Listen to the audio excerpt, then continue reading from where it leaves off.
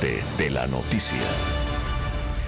Este domingo los ecuatorianos, más de 13 millones de ecuatorianos están convocados a votar en la consulta popular y referéndum impulsado por el gobierno del presidente Daniel Noboa. Para hablar de la importancia y de los temas de la consulta popular nos acompaña en esta mañana la abogada Lucía Jaramillo, asambleísta nacional. Abogada, buenos días y bienvenida.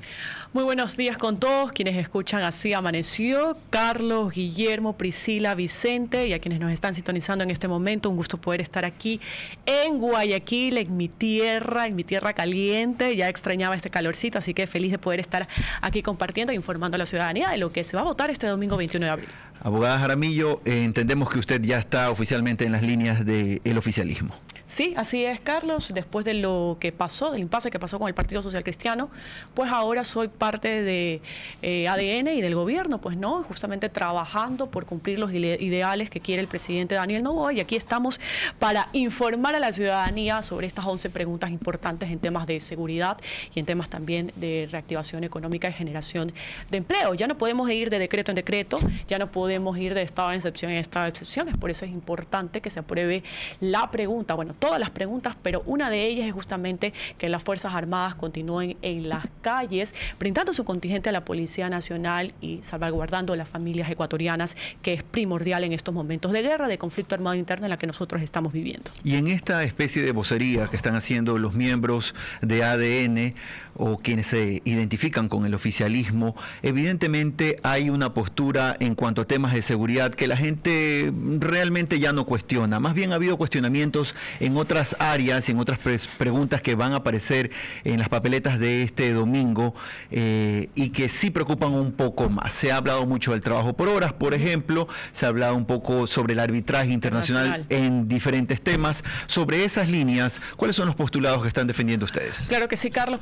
Por ejemplo, el tema de la contratación por horas, hay ciertas personas o grupos políticos que quieren verlo como negativo, la precarización, han dicho que la contratación por hora no es beneficioso, pues es todo lo contrario. La contratación por horas va a beneficiar principalmente a nuestros jóvenes para que no solo estudien, sino que también trabajen, generen sus ingresos. También a las madres de familia que no quieren dejar de criar a sus hijos, pero también quieren generar ingresos para sus hogares. La contratación por horas, y como ya lo manifestó la autoridad competente, en este caso la ministra de Trabajo, se va a empezar justamente con un cálculo, y ya se ha hablado con algunos sectores, el sector petrolero, el sector agricultor y todos los sectores relacionados por el tema de la contratación por horas, en la que ha mencionado que se va a empezar con $7.88 y puede llegar hasta $12.88 en el sector petrolero. Es muy importante también decirle, informar a la ciudadanía que no se va a vulnerar sus derechos, porque la contratación por horas también va a incluir el tema de la seguridad social,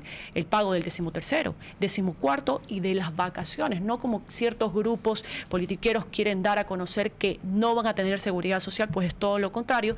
Tanto así que la ministra de Trabajo ha manifestado que se ha hablado ya con el IES, con el Instituto Ecuatoriano de Seguridad Social, donde se van a registrar la contratación por horas y va a ser abierto al público para que todos los ecuatorianos vean qué contratación por horas y las afiliaciones que se están dando al Seguro Social en las empresas que contraten con esta nueva modalidad de trabajo. Lucía, ¿está listo? Gracias por acompañarnos. ¿Está listo el Ministerio de Trabajo ya con los acuerdos ministeriales, con todo aquello que va a venir después? No solamente porque además tiene que regresar a la Asamblea, donde seguramente lo vas a tratar, y luego de eso, pues el Ministerio tiene que generar todos los mecanismos para que esto sea real y que no exista esta flexibilización y entender que es para contratos nuevos. Y tú como política y mujer joven además, ¿crees que, y esta es la segunda parte de la pregunta, ¿crees que realmente esto va a beneficiar a los jóvenes entre 18 y 25, 29 años? Por supuesto que sí, Vicente, ya lo ha hablado inclusive la ministra de Trabajo, diciendo que una vez que se apruebe la consulta popular y sea positiva esta pregunta, se van a contratar más inspectores de trabajo para que estén con ojo seco y que las empresas cumplan con lo que determina la ley. Una vez aprobada la consulta popular, se va a la enmienda y de una vez se ha aplicado justamente para beneficio de los ecuatorianos, los jóvenes principalmente, aunque también ya tenemos la ley económica urgente que se aprobó en la Asamblea Nacional, en la que se han generado, y ella lo ha manifestado, más de 60.000 empleos jóvenes. Y por supuesto que va a beneficiar Vicente. ¿Qué joven hoy en día no quiere también generar ingresos, ayudar a su papá, a su mamá que quedaron desempleados, ayudarse él mismo a pagar sus cosas personales? El joven hoy en día no solo quiere estudiar, quiere también trabajar. ¿Y qué mejor oportunidad que esta, que la contratación por horas? Estamos ahora mismo con la abogada Lucía Jaramillo, asambleísta nacional ya en las filas del oficialismo, hablando sobre la consulta popular y algunos temas que siguen en controversia. Dice la pregunta D, porque recuerden ustedes, si no lo tenían en claro, que esta consulta popular no lleva números, sino letras. Así que la pregunta del casillero número D menciona: ¿está usted de acuerdo que el Estado ecuatoriano reconozca el arbitraje internacional como método para solucionar controversias en materia de inversión, contractuales o comerciales? ¿Qué preocupaciones han recogido ustedes desde la Asamblea o desde la vocería propia de la consulta del sector de la producción, del sector empresarial respecto a esta pregunta presentada en la consulta? Bueno, Carlos, el Ecuador tiene que ser atractivo a las inversiones extranjeras y por eso es importante impulsar el arbitraje internacional, porque no solo te brinda la seguridad jurídica que necesita toda inversión, porque ¿a quién le va a gustar que el Estado sea juez y parte cuando hay un conflicto? A nadie le va a gustar que el Estado sea juez y parte. En el momento que hay un conflicto, tiene que haber un arbitraje neutral para no perjudicar a ninguna de las dos partes. Con esto se quiere justamente que haya el arbitraje internacional, traer a estas empresas transnacionales y que se reactive la economía del país generando cientos y cientos de trabajos. Es muy positivo el arbitraje internacional. Y cuando uno va a empezar un negocio, vamos por ese ejemplo, a nadie le gusta perder en su negocio. Cuando uno hace un negocio y se reúne, las dos partes llegan a un acuerdo. Y en el momento que hay un conflicto, lo arreglan por un abogado que justamente, o con un juez que sea neutral. Pero en cambio acá, el Estado no puede ser juez y parte. Es muy importante eso. Son exactamente las 9 de la mañana con 3 minutos. La veo, asambleísta, y me acuerdo de esos días de Coavisa, cuando usted hacía sus prácticas, y mírenla donde está hoy en día, llevando una causa que usted cree justa y que el país, como decíamos esta mañana, necesita. Le quiero preguntar otro tema, el tema de la ex secretaria Ana Belén Cordero. Hoy se califica a las 3 de la tarde en el CAL, el tema de Ana Belén Cordero. ¿Cuál es la denuncia con la ex secretaria de corrupción, Ana Belén Cordero? Bueno, Guillermo, yo presenté el proceso, porque es un proceso de juicio político a la exsecretaria de Anticorrupción del gobierno de Guillermo Lasso, basándome en el artículo 131 de la Constitución, que determina el incumplimiento de funciones que le asigna justamente la Constitución a sus ministros. Ya después voy a hablar sobre lo que la abogada Cordero ha manifestado en sus redes sociales. Voy a centrar algo. Ella creó una plataforma que se llama Corruptómetro, para ser más claro, en la cual tenía como fin receptar varias denuncias y llevarlas a su cauce, es decir, a la justicia ordinaria. Sin embargo, ¿por qué yo he emprendido este juicio político? Primero que todo, porque se han archivado más del 70% de estas denuncias que se están haciendo a través de esta plataforma, que tenían un fin: solucionar las denuncias a través de la justicia ordinaria, a la cual no tuvieron este fin y se le vio la cara a cientos de ecuatorianos. Por eso es que los ecuatorianos desconfían del sistema judicial, porque no tienen la confianza necesaria para poner una denuncia y que esta denuncia llegue a su fin, es decir, en una sentencia, etcétera. Y hemos dado, con mi equipo de trabajo, hemos hecho un análisis a profundidad y hemos visto que se han archivado más del 70%. Y esto también es un alto a la impunidad. Por eso es que hoy el CAL va a revisar el proceso de juicio político. Recordemos que el CAL revisa los procesos de forma, no de fondo. En este caso, a quien le compete la sustanciación de este proceso de juicio político es a la Comisión de Fiscalización. Que ya no va a ser en esta... No, porque tenemos en cola algunos juicios políticos, entonces yo considero que este juicio político, de ser aprobado por el CAL e enviado a la Comisión de Fiscalización, lo trataría ya la próxima Asamblea Nacional, pero tenemos, creo que en cola 8 o 9 juicios políticos. Sí. Abogada, estamos ya a pocos días de las elecciones.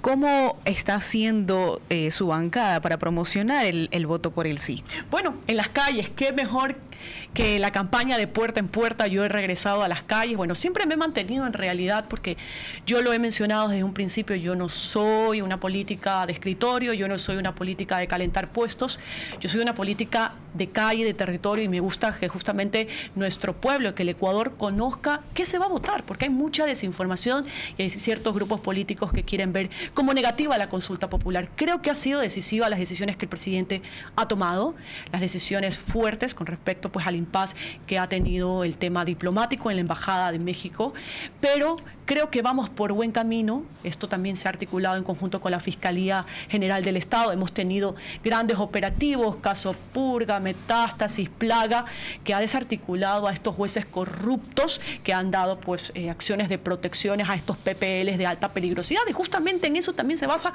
una de las preguntas, de tener estos jueces especializados en materia constitucional para evitar que las acciones de protección, el habeas corpus, caiga en manos de un juez de lo penal, un juez de la niñez, que no tienen conocimiento previo a lo que es ser el tema constitucional, y que además también, cómo no, nosotros nos hemos enterado de aquellos habeas corpus que se han dado en otros cantones. Es decir, un habeas corpus que era de un juez, en este caso de un cantón de la costa, lo conocía de la cárcel de La Tacunga. Con esta pregunta, el juez especializado en materia constitucional va a conocer en el lugar donde se efectúa el hecho. Es decir, no van a ser aprobados habeas corpus en un cantón y el otro lo va a aprobar. Lucía, ¿esto no crees, rapidísimo, no crees que genera más burocracia dentro del sistema de justicia? No, para nada. Más bien yo creo que ayuda, agilita el proceso, agilita el tema del proceso en la justicia para que cada juez sea competente en sus ramas. En su rama. Volviendo al tema de que mencionabas de la Embajada en México, desde el oficialismo se sigue y se mantiene justificando el tema de lo que todos conocemos con respecto a lo que sucedió en la Embajada de México, la condena internacional. ¿Cómo ustedes hoy ven la situación? ¿Cuál es el balance que se le da a este tema? Y sobre todo, ¿cómo vamos a salir de esta crisis diplomática que hoy estamos pues frente a México y con la condena internacional? Así es, Vicente. Bueno, ningún delincuente puede ser considerado perseguido político, peor con sentencia ejecutoriada y buscándoles las autoridades judiciales. Lo que nosotros vimos en la Comisión de Relaciones Internacionales y Movilidad Humana, que fue la competente en conocer el impasse diplomático, ¿qué pudimos percibir? Pudimos percibir inclusive que fue público el momento en que la ministra Palencia manifestó los hechos que se fueron dando, ella por el conflicto de interés, por su doble nacionalidad, dijo y manifestó que desde marzo él había pedido al presidente de la República mantenerse al margen, pero que respetaba las decisiones que fueron por parte del gobierno, por parte del propio presidente Daniel Noboa, y que inclusive la ministra Palencia ha manifestado que tuvo varios acercamientos con la embajada mexicana para que sea devuelto el expresidente Jorge Glass, pero que no tuvo respuesta alguna, y por ello pues se tomaron las decisiones con mano fuerte. Aquí también pues hemos visto también la intromisión del presidente de México, porque violó uno de los principios de no intromisión en las decisiones de Estado, además que habló también de las elecciones, las consideró ilegítimas, las elecciones del 2023, y también el tema del magnicidio a Fernando Villavicencio. Y Ecuador no puede permitir ese tipo de declaraciones, y por ello el presidente Daniel Noboa tomó esta dura y difícil decisión, porque no creo que haya sido fácil, pero no podíamos tampoco permitir que se fugue Jorge Glass, como ya ha ocurrido lamentablemente. Lucía, con ¿no los crees casos pasados? ¿No crees que un juicio político tras otro no es la salida a los problemas que tiene el Ecuador? Que quizás ADN ha puesto, entiendo, 2 juicios políticos, y también obviamente la bancada del correísmo quiere llamar a juicio político, de hecho ya lo puso, a Mónica Palencia, también a la canciller. Vimos con mucha pena lo que sucedió en tu comisión ese día, que fue realmente muy triste. Ustedes vieron ahí, Vicente, el viejo y el nuevo Ecuador. Hemos visto cómo los asambleístas de ADN, no por hablar de los asambleístas de ADN, porque incluso ahí también hubo aliados, se mantuvieron en calma, y vimos pues lamentablemente cómo los asambleístas de la RC, con gritos, volviendo a la vieja escuela, la vieja política, la vieja asamblea, quisieron poner ellos, según ellos, orden, pero cuando lamentablemente la ley, el artículo 26, a nosotros nos ampara de decir que la competencia es de la Comisión de Relaciones Internacionales y Movilidad Humana y no de fiscalización. Ya pasaba en la Asamblea Nacional. En el tema, por ejemplo, de la pandemia. ¿Quién conoció cuando estos grupos de personas se beneficiaron, jugaron con la salud de los ecuatorianos, donde hubo muchos muertos? ¿Qué pasó? ¿Qué comisión la conoció? La Comisión de Salud, no conoció la Comisión de Fiscalización. Entonces hay que ser respetuoso a lo que dice la ley. Nosotros fuimos respetuosos a lo que ha mencionado la Ley Orgánica de la Función Legislativa y lamentablemente pues ustedes ya vieron los hechos que otra vez, yo no dudo que hayan bajado puntos aquí la aprobación de la Asamblea Nacional. Creo que íbamos por el buen camino, trabajando con altura como el pueblo ecuatoriano se lo merece, pero lamentablemente la semana pasada regresamos al viejo Ecuador, regresamos a los dimes y diretes, a los gritos, a los puñetes, a lo que tú eres esto, tú eres el otro, y eso la gente ya está cansada.